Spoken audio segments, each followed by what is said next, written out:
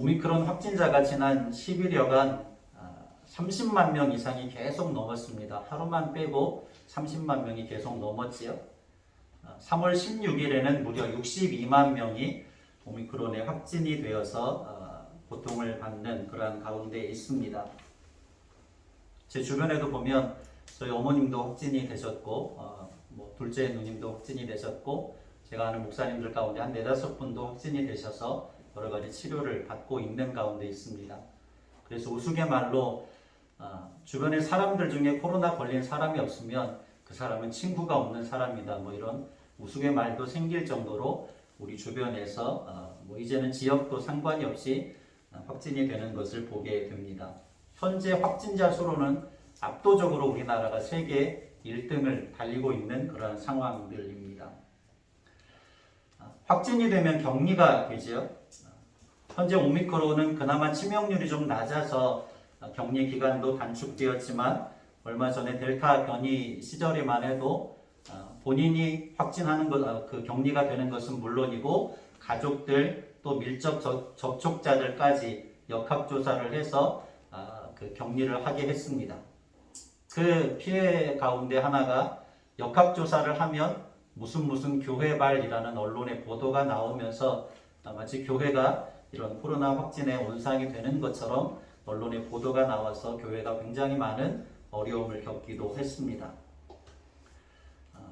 사람들이 많이 다니는 곳에 갈 수가 없게 되죠. 격리가 되면, 확진이 되면. 그래서 음식점에도, 백화점에도, 직장에도 갈 수가 없게 됩니다. 지금은 없어졌지만 방역 패스가 있던 시절에는 음식점에 가려면 반드시 백신 접종을 했다는 그 QR코드를 가지고 있어야만, 확인을 할 수 있어야만 음식점이나 여러 곳에 갈 수가 있었습니다. 무엇을 말하려고 하느냐면 죄라고 하는 것이 존재하는 가장 무서운 바이러스라고 할 수 있습니다. 죄가 곧 바이러스라고 하는 거죠. 죄가 있으면 어디에 갈 수 없을까요? 하나님의 나라에 갈 수 없습니다. 하나님의 나라를 누릴 수 없습니다. 왜냐하면 하나님의 나라는 흠도 없고 죄도 없으신 거룩하신 하나님께서 통치하시는 나라이기 때문입니다. 50절의 말씀에 무엇을 이야기했습니까? 혈과 육을 가지고는 하나님의 나라를 이어받을 수 없다고 이야기하죠.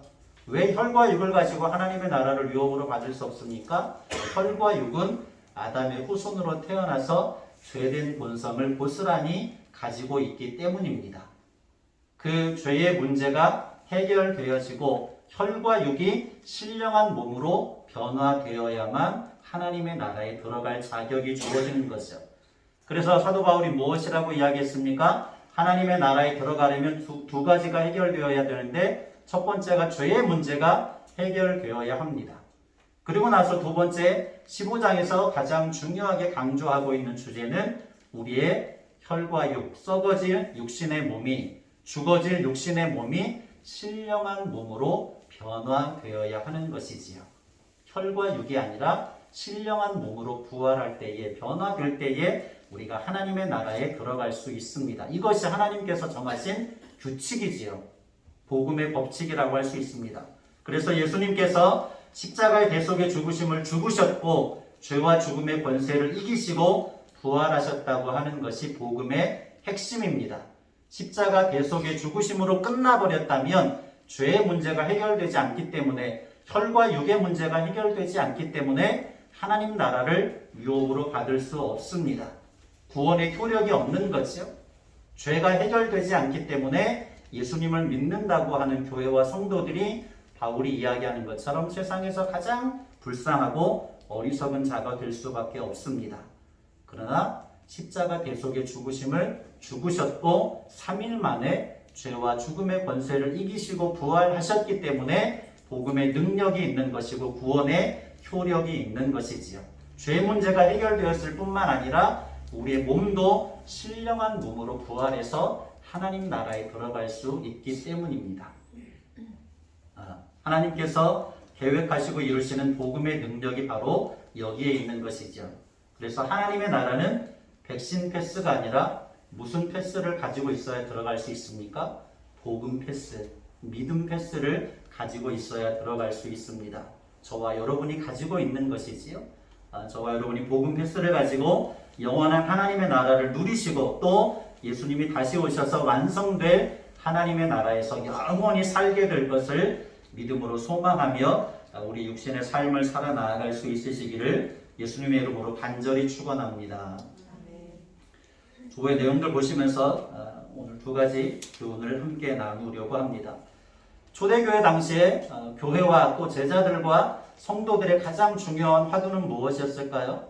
몇 번 말씀을 드렸듯이 초대교회 성도들에게 있어서 제자들에게 있어서 가장 중요한 화두는 예수님께서 언제 다시 올 것이냐, 예수님이 언제 다시 재림하실 것이냐 하는 문제였습니다. 그것이 가장 중요한 화두였고 대부분의 제자들은 자신들이 죽기 전에 예수님이 다시 오실 것이다 이렇게 생각을 하고 판단을 하고 있었습니다. 그렇기 때문에 성도들에게 또 한 가지 궁금증이 생겨나게 되었는데 그 궁금증이 무엇이었냐면 만약에 그리스도 안에서 죽지 않고 살아있는 중에 예수님이 다시 오신다고 하면 살아있는 우리의 몸은 어떻게 부활할 것이냐 하는 문제가 궁금증이 생겨나는 거죠. 이 앞서 말한 것은 무엇이었습니까? 우리의 몸이 죽은 이후에 어떻게 부활하게 되는지를 이야기했었죠. 그런데 죽지 않은 채로 예수님이 오신다고 하면 우리 몸은 과연 죽지 않고 있는 우리의 몸은 어떻게 신령한 몸으로 부활할 수 있겠느냐, 여기에 대한 궁금증을 성도들이 갖게 되었고 그것에 대하여서 이제 사도 바울이 오늘 말씀에 답변하고 있습니다. 앞서 말했던 것은 무엇이었습니까? 두 가지 중요한 주제가 담겨 있었죠. 부활이 사실이라면 어떻게 다시 부활할 수 있느냐. 그런데 그 부활이 사실이라고 하면 부활한 이후의 몸은 어떤 몸이 될 것이냐. 여기에 대한 것을 우리가 지난 시간에 사도 바울의 답변을 통하여서 들을 수 있었습니다. 아주 기가 막힌 논리로 부활 후에 우리의 몸은 이렇게 될 것이다 하는 것을 설명했죠. 그것을 몇 절에서 말씀했습니까? 37절에서 씨앗의 비유를 통해서 말씀했습니다. 사람들이 씨앗을 뿌릴 때에, 밭에 씨앗을 뿌릴 때에 무엇을 뿌리지 않는 것이라고요? 장래의 형체를 뿌리지 않는 것이라고 설명합니다. 씨앗을 뿌리는 것이지 장래의 형체를 뿌리는 것이 아니지요. 지난 시간에 제가 예를 들었던 것처럼 도토리 열매를 산에 뿌리는 것이지, 도토리 열매가 땅에 떨어져서 거기에서 싹이 나오는 것이지 도토리 나무를 얻기 위해서 도토리 나무 자체를 땅에 심지 않습니다. 밀을 수확하기 위해서 밀의 씨앗을 땅에 뿌리는 것이지 밀나무를 땅에 뿌리는 것이 아니라는 이야기지요. 밀이라는 씨앗 속에 하나님께서 밀나무라고 하는 형체를 담아 놓으셨습니다. 밀과 밀나무는 전혀 다르지요. 도토리와 도토리나무, 떡갈나무는 전혀 다릅니다. 그런데 도토리라는 열매 속에 장래의 형체, 그 도토리나무라고 하는 형체가 담겨 있는 거죠. 그것처럼 우리 육신이라고 하는 몸 속에도 장래의 형체가 담겨 있는데 그 형체가 무엇이라고요? 신령한 몸이라고 하는 형체를 우리의 몸 속에 담아 놓고 있다는 것이었습니다. 그것에 대한 네 가지 특징을 설명했지요. 첫째가 무엇입니까? 썩을 것으로 심어서 썩지 아니할 것으로 다시 살아난다는 것이지요. 장래의 형체, 우리 육신의 신령한 몸으로 부활했을 때의 첫 번째 특징은 썩을 것으로 심어서 썩지 아니할 것으로 다시 살아날 것이고, 두 번째로는 욕된 것으로 심어서 영광스러운 것으로 다시 살아남을 것이고, 또 세 번째로는 약한 것으로 심고 강한 것으로 다시 살아날 것이고, 네 번째가 무엇입니까? 우리 육신의 몸으로 심어서 신령한 몸으로 다시 살아날 것이다. 이것이 사도 바울이 설명하는 부활 후의 몸이 어떨 것이냐라고 하는 사실이었습니다. 반드시 부활의 역사는 이루어질 것이고 우리의 몸의 부활도 이루어질 것인데 그 장래의 형체는 썩을 것을 심어서 썩지 아니할 것으로, 욕된 것을 심어서 영광스러운 것으로, 약한 것을 심어서 강한 것으로, 육의 몸을 심어서 신령한 것으로 다시 살 것이다. 우리의 육의 몸 속에는 하나님께서 이미 심어 놓으신 장래의 형체, 신령한 몸의 형체가 담겨 있다는 사실로 설명을 했습니다. 여기서 중요한 핵심들이 나와 있었죠. 아담과 예수 그리스도를 비교했습니다. 아담은 혈과 육의 사람이고 흙에 속한 사람이기 때문에 하나님의 나라를 이어받을 수 없어요. 그런데 예수님은 하늘에 속한 자이고 죄와 죽음의 권세를 이기시고 부활하셨기 때문에 예수님을 믿는 믿음 안에 있는 자들은 예수님처럼 신령한 몸으로 부활해서 하나님의 나라를 유업으로 받을 수 있다는 사실을 말했습니다. 그러고 보니 이제 고린도 교회 성도들 가운데 또 다른 질문을 하게 된 거죠. 몸이 부활하는 것에 대해서는 어느 정도 이해가 되었는데 예수님이 곧 다시 오실 것이기 때문에 죽지 않은 상태로 우리의 몸이 예수님이 다시 오시면 우리의 몸은 어떻게 부활할 것이냐 그 질문을 했고 그것에 대한 답변으로 사도 바울이 하고 있는 말씀이 51절입니다. 51절을 볼까요?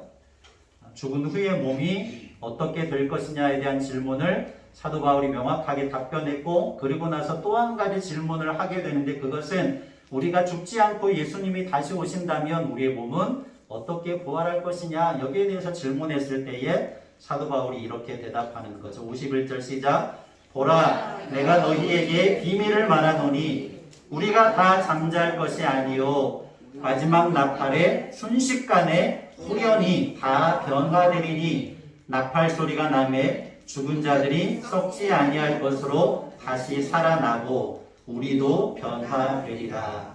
아멘. 51절 52절을 다시 한번 읽을까요? 보라 내가 너희에게 비밀을 말하노니 우리가 다 잠잘 것이 아니요 마지막 나팔에 순식간에 후련히 다 변화되리니 나팔 소리가 나매 죽은 자들이 썩지 아니할 것으로 다시 살아나고 우리도 변화되리라. 아멘. 마지막 나팔이 울리는 그때가 언제입니까? 예수님께서 재림하시는 그때입니다. 예수님께서 다시 오시는 그때이지요. 재림의 때가 되면 마지막 나팔이 울릴 때가 되면 1차적으로 어떤 부활의 역사가 나타나요? 죽은 자들이 믿음 안에서 그리스도 안에서 죽은 자들이 신령한 몸으로 다시 살아날 것이고 그 다음에 살아있는 채로 예수님의 재림을 맞이하는 성도들도 어떻게 될 것이다? 우리도 변화되리라. 우리가 바로 살아있는 채로 예수님의 재림을 맞이하게 될 교회이고 성도들입니다. 그 성도들 역시도 죽은 자가 부활한 이후에 우리 역시도 신령한 몸으로 부활하게 될 것이다. 그 부활하게 될 몸은 어떤 몸이라고요? 썩을 것이 썩지 아니할 것으로, 죽을 것이 죽지 아니할 것으로 다시 살아나게 될 텐데 그때는 사망을 삼키고 이기게 될 것이다. 죽음을 멸하고 이기게 될 것이다. 이사야 선지자의 예언대로 사도 바울이 선포하고 있습니다. 이사야 25장 8절을 찾아볼까요? 이사야서 25장 8절 구약성경 995쪽입니다. 54절에 나오는 죽음을 삼키고 이기리라 라고 하는 말씀은 이사야 선지자의 예언의 성취인데요. 이사야서 25장 8절입니다. 구약성경 995쪽.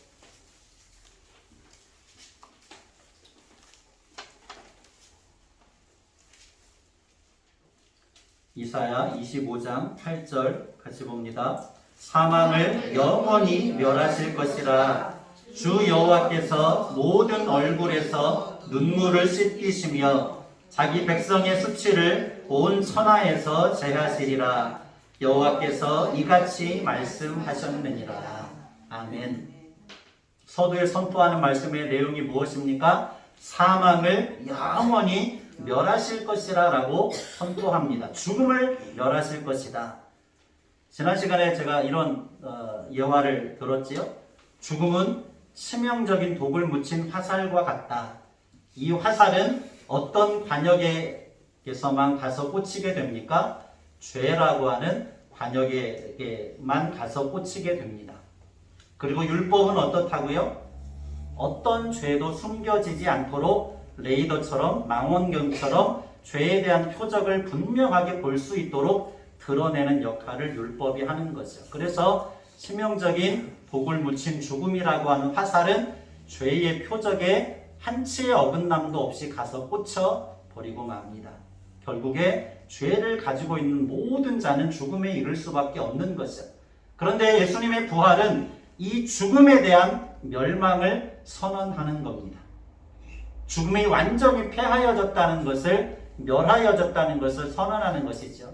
그것은 이미 이사야 선지자를 통해서 사망을 영원히 멸하실 것이다 라고 하는 이사야 선지자의 예언을 예수님께서 죄와 죽음의 권세를 이기시고 부활하심으로 성취하셨다는 의미가 이 안에 담겨 있습니다. 죄가 없으면 죽음이라고 하는 화살은 아무런 소용이 없지요. 아무런 힘이 없습니다. 죄라고 하는 표적이 있을 때에 죽음이라는 화살이 의미가 있는 것이지, 죄라는 표적이 사라져 버리면 죽음이라는 화살은 소멸되고 맙니다. 아무런 의미가 없기 때문이지, 아무런 가치가 없기 때문입니다. 믿음으로 예수님의 십자가 대속의 은혜를 받아들이는 자는 하나님께서 그 죄의 문제를 해결하여 주시고 죄인이지만 의인이라고 인정해 주십니다. 우리 안에 있던 죄에 대한 표적이 사라져 버리는 거죠. 결국에 죽음이 우리를 해하지 못합니다. 죽음은 소멸되는 것이지요. 그것이 하나님께서 오늘 말씀을 통하여서 우리에게 가르쳐 주시는 사도 바울을 통한 명백한 선포라고 할 수 있습니다. 56절과 57절이죠. 오늘 본문 56절과 57절이 바로 그 내용입니다. 이사야 선지자의 예언이 예수님의 부활하심으로 말미암아 성취되었음을 선포하고 있는 것이지요. 56절, 57절. 사망이 쏘는 것은 죄요, 죄의 권능은 율법이라. 우리 주 예수 그리스도로 말미암아 우리에게 승리를 주시는 하나님께 감사하노니. 아멘. 56절에 무엇이라고 이야기합니까? 사망이 쏘는 것은 무엇이라고요? 죄라고요. 죄의 권능은 율법입니다. 율법이 죄에 대한 표적을 누구도 감출 수 없도록 명백하게 드러나게 하는 거죠. 그런데 예수님의 부활은 죄와 죽음에 대한 승리의 선언입니다. 우리의 믿음이 예수님의 십자가 대속의 죽으심을 죄된 우리의 옛사람의 죽으심으로 하나님께 인정받게 하지요. 또한 우리의 믿음이 죄와 죽음의 권세를 이기시고 부활하신 예수님처럼 우리도 부활하게 될 것이라고 하는 명백한 소망을 갖게 하십니다. 우리의 믿음이 예수님과 함께 십자가에 못 박혀 죽은 것이고, 우리의 믿음이 예수님이 부활한 것처럼 우리도 부활할 것이라고 하는 사실을 가르쳐주는 말씀이라는 것이지요. 부활은 교회와 성도에게 있어 가장 큰 소망이며 능력입니다. 마지막 나팔이 울리는 그 순간에 우리가 호련히 변화될 것이지요. 그 부활의 산 소망과 능력을 가지고 세상에 어떤 유혹이 있을지라도, 요동하는 것들이 있을지라도 흔들림이 없이 우리의 믿음을 굳게 지켜갈 수 있는 부활의 능력으로 승리할 수 있는 믿음의 사람들이 되시기를 예수님의 이름으로 간절히 축복합니다. 두 번째 단락이죠. 사도 바울은 15장 1절부터 이 57절의 내용까지 가장 중요한 복음과 부활의 의미들을 아주 자세하게 설명을 합니다. 다시 한번 확인을 시켜주는 거죠. 그러니까 고린도전서 1장부터 2장, 3장, 4장까지는 가장 근본적인 복음에 대해서 이야기하는 것이었습니다. 그리고 나중에 교회의 여러 가지 문제들에 대해서 사도 바울이 답변을 하고 15장에서도 복음에 대한 핵심들, 그 핵심 속에 담겨져 있는 부활에 대한 능력과 소망을 가르쳐 줍니다. 그리고 나서 마지막 58절에 무엇이라고 이야기합니까? 그러니 너희들에게는 예수님의 십자가 대속의 죽으심을 죽었고 죄와 죽음의 권세를 이기시고 부활하는 부활의 산 소망이 주어졌으니 그 신령한 몸으로 하나님 나라를 유업으로 받게 되었으니, 그러니 어떻게 하여라? 견실하여서 흔들리지 말아라. 그러니 견실하여서 흔들리지 말아라. 항상 주님의 일에 더욱더 힘쓰는 자들이 되어라. 너희의 수고가 결코 헛되지 않을 것이다 라고 이야기합니다. 33절에서는 고린도 교회 일부 성도들을 향하여서 사도 바울이 아주 강력한 책망의 말을 합니다. 악한 동무라고 하는 악한 친구가 선한 행실들을 무너뜨린다라고 하는 시인의 표현들을 사용하여서 고린도 교회 성도들을 향하여서 악한 동무라고 하는 그 명백한 징계를 하시지요. 책망을 하시지요. 그런데 58절에서는 무엇이라고 그들을 호칭합니까? 악한 동무에서 58절에는 전혀 다른 어투로 사도 바울이 호칭합니다. 고린도 교회 성도들을 향하여서 내 사랑하는 형제들아 라고 호칭하지요. 33절에 책망할 때는 악한 친구들아, 악한 동무들아 라고 책망했는데 58절에서는 내 사랑하는 형제들아, 고린도 교회를 향한 사도 바울의 마음이지요. 그 성도들을 향한 사도 바울의 마음입니다. 진실된 사랑이지요. 요즘 말로 하면 찐입니다. 찐. 진짜 사랑이죠. 바울이 얼마만큼 고린도 교회 성도들을 사랑하는지를 이 내 사랑하는 형제들아 라고 하는 표현 속에서 분명히 발견할 수 있습니다. 사랑하는 마음을 가득 담아서 너희들에게는 부활의 몸으로 영원한 하나님 나라가 소망으로 주어졌으니 견실하며 흔들리지 말아라. 이 말을 바꿔 말하면 고린도 교회 성도들이 흔들리고 있다는 것이에요? 흔들리지 않고 있다는 것이에요? 고린도 교회 성도들은 무수히 많이 흔들리고 있었습니다. 외적인 요소에서 내적인 요소에서 고린도 교회는 흔들릴 수밖에 없는 환경의 상황들을 맞닥뜨리고 있었지요. 외적인 요소는 무엇입니까? 그 고린도라고 하는 도시 자체가 우상과 향락의 문화가 가득했던 도시였습니다. 그 우상과 향락의 문화가 교회를 혼돈스럽게 할 수밖에 없는 외적인 상황들이었지요. 그리고 그러한 우상의 문화 속에, 향락의 문화 속에, 음란한 문화 속에 살아가던 성도들이 교회 안에 들어오기는 했지만 그러한 영향을 받아서 교회 안에서조차 일부 성도들을 유혹하고 부정하게 하는, 넘어뜨리는 일들이 발생을 했습니다. 그것이 고린도 교회가 안고 있는 여러 가지 흔들리는 요인들이었다고 하는 것이지요. 그것이 어떤 문제를 발생시킵니까? 분파와 분쟁의 문제를 발생시키지요. 또 어떤 문제를 발생시킵니까? 음행과 우상 숭배의 문제를 발생시킵니다. 양다리를 걸치게 되죠. 교회 안에 들어오면 신앙생활을 하는 것 같지만 우상의 제단에서 음식을 먹으면서 그 우상 숭배의 마음도 아직까지 놓치지 않고 양쪽을 왔다 갔다 하는 그런 혼합신앙에 빠지게 됩니다. 서로를 고발하는 일들이 생겨났습니다.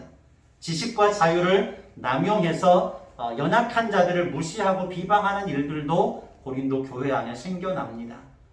성령님께서 선물로 주시는 은사를 질서와 조화롭게 사용하지 못해서 남용해서 오히려 공적인 예배가 무질서와 혼란에 빠지게 되는 여러 문제들이 야기되고 있었습니다. 이 땅에 세워진 하나님 나라의 모형으로서 궁극적인 균형과 질서와 조화를 갖춘 살롬의 모습을 나타내야 할 고린도 교회가 오히려 무질서와 혼돈으로 가득 차는 상황들이 무수하게 많이 발생하고 있었다라고 하는 것이지요. 그것은 믿음의 뿌리가 연약함 때문이었습니다. 사도 바울이 고린도서 전체를 통하여서 고린도 교회가 이처럼 혼란을 겪고 혼돈하고 있는 것은, 흔들리고 있는 것은 믿음의 뿌리가 연약하기 때문이고 바른 지식, 바른 믿음을 갖지 못했기 때문이라는 사실을 지적합니다. 그것은 외적인 영향들, 철학과 지혜를 자랑하는 그 고린도 도시의 문화에 많은 영향을 받고 있었기 때문이지요. 1장 18절을 찾아가 볼까요? 이렇게 흔들리고 있는 고린도 교회 성도들을 향하여서 사도 바울이 전반적으로 가장 중요하게 강조하고 있는 것은 바른 복음이었습니다. 1장 18절 시작. 십자가의 도가 멸망하는 자들에게는 미련한 것이요 구원을 받는 우리에게는 하나님의 능력이라. 아멘. 십자가의 도가 복음의 핵심이지요. 2장 4절과 5절을 볼까요? 2장 4절 5절. 내 말과 내 전도함이 설득력 있는 지혜의 말로 하지 아니하고 다만 성령의 나타나심과 능력으로 하여 너희 믿음이 사람의 지혜에 있지 아니하고 다만 하나님의 능력에 있게 하였노라. 아멘. 지혜를 자랑하는 헬라 문화에 속해 있는 고린도 교회 성도들에게 그 전도함이 설득력 있는 지혜의 말로 하지 않았습니다. 다만 성령의 나타남, 그것은 복음의 핵심을 전하는 것이었습니다. 그것이 사도 바울이 고린도 교회 성도들을 향해서 가장 근본적으로 가르치고 있는 교훈인 것이지요. 에베소서 4장 13절 14절을 찾아가 볼까요? 신약성경 314쪽. 초대교회의 상황들을 잘 묘사해주고 있습니다. 초대교회들이 여러가지 혼란을 겪을 수밖에 없는, 혼돈을 겪을 수밖에 없는 요소들이 작용하고 있음을 에베소서 4장 13절 14절에서도 잘 보여줍니다. 에베소서 4장 13절 14절 시작. 우리가 다 하나님의 아들을 믿는 것과 아는 일에 하나가 되어 온전한 사람을 이루어 그리스도의 장성한 분량이 충만한 데까지 이르리니 이는 우리가 이제부터 어린아이가 되지 아니하여 사람의 속임수와 간사와 유혹에 빠져 온갖 교훈의 풍조에 밀려 요동하지 않게 하려 함이라. 아멘. 초대교회 당시에 무엇이 있었다는 것입니까? 사람의 속임수들이 많았습니다. 간사한 유혹이 많았습니다. 온갖 교훈의 풍조들이 교회와 성도들을 유혹하고 넘어뜨리려고 했습니다. 헬라 문화의 영향을 받은 수많은 거짓 사상들이 사람들의 심령을 유혹하고 넘어뜨리려고 했던 것이지요. 그런 것들에 요동하지 말아라. 그것은 세상의 속임수일 뿐이다. 간사한 유혹일 뿐이다. 온갖 교훈과 풍조일 뿐이다. 그것은 잠시 왔다가 지나가는 것들일 뿐이다. 그러니 너희들은 예수 그리스도를 아는 지식에서 그리스도의 장성한 분량이 충만한 데까지 이르러서 흔들리지 말아라. 교훈하고 있는 거죠. 다시 고린도전서 15장으로 돌아옵니다. 여기에서도 말하려고 하는 핵심이 복음에 대한 것이었습니다. 1절, 2절을 볼까요? 고린도전서 15장 1절, 2절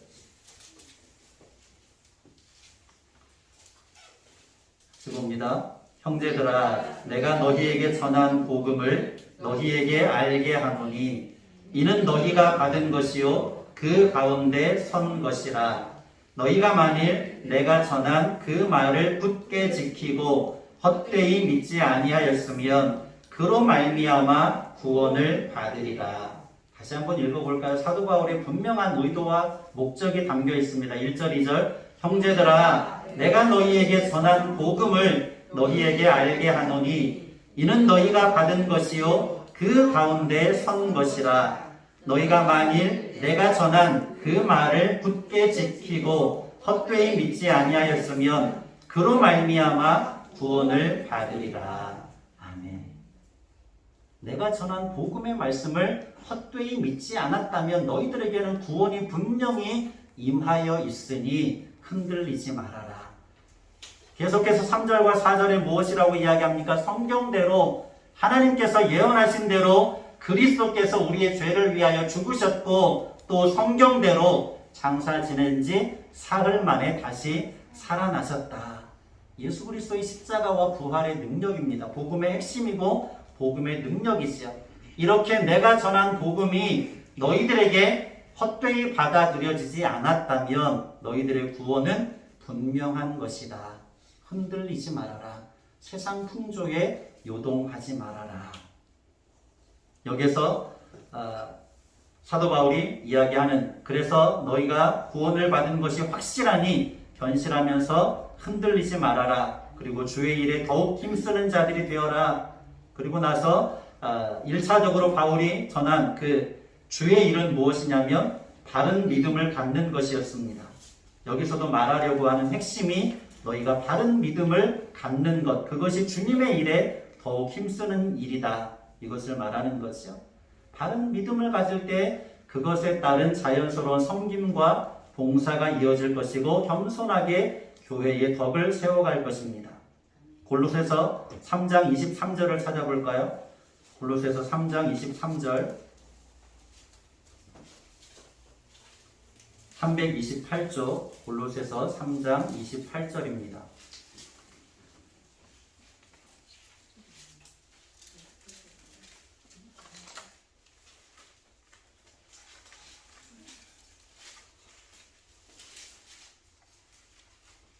3장 23절입니다. 28절이 아니라 328조 골로새서 3장 23절 너희가 바른 믿음을 가졌다라고 하면 그에 따른 자연스러운 섬김과 봉사가 이어질 것이고 겸손하게 교회의 덕을 세우는 주님의 일에 더욱 힘쓰는 자들이 될 것인데 이렇게 될 것이다 라고 하는 말씀이 골로새서 3장 23절입니다.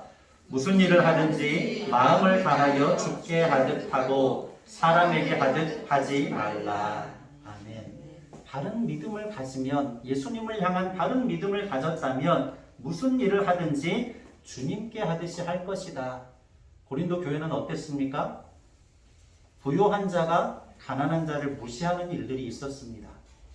좀 무지한 자에 대해서 지식이 있다고 하는 자들이 무지한 자를 무시하는 교만함이 있었습니다.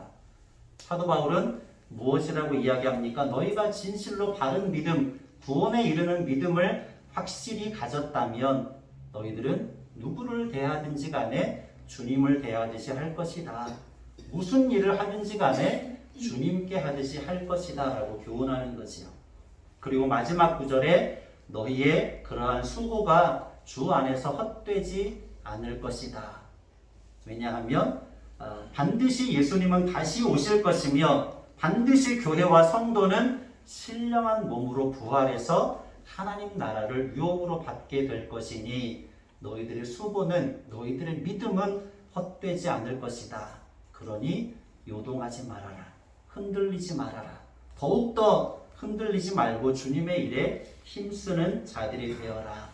죽음은 이미 소멸되었다. 너희들은 신령한 몸으로 부활하게 될 것이다 하는 것을 고린도교회 성도들에 향하여서 가르쳐 주고 있습니다. 결론의 말씀을 드리지요. 가장 무서운 바이러스는 죄의 바이러스라고 할 수 있지요. 죄의 바이러스는 치명률이 100%입니다. 누구도 피해갈 수 없는 거죠. 죄라는 표적에 대해서 치명적인 독을 묻힌 죽음의 화살은 전혀 빗나가지 않습니다. 율법은 그 누구도 죄라고 하는 표적을 숨기지 못하도록 아주 선명하게 드러내 보입니다. 저와 여러분이 죄라고 하는 표적을 가지고 있었던, 죽음의 화살에 노출되어 있었던 존재들이었지요.